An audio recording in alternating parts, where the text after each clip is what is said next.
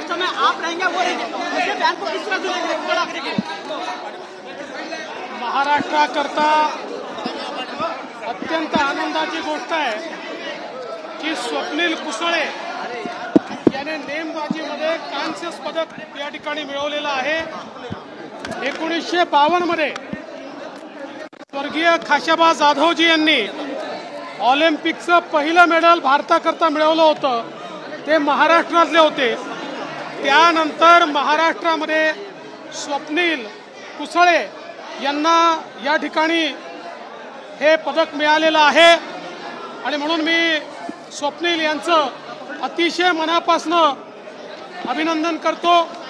स्वप्नील कुसळे यांनी महाराष्ट्राचा आणि देशाचा मान वाढवलेला आहे।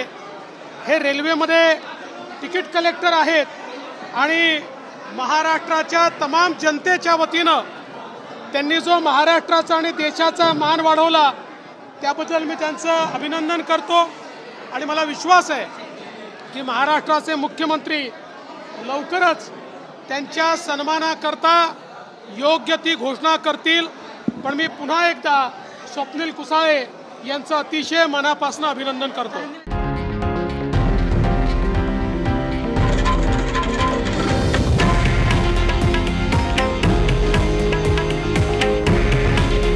हे आहे देशातील नंबर 1 न्यूज नेटवर्क आणि आपण पाहत आहात TV9 मराठी।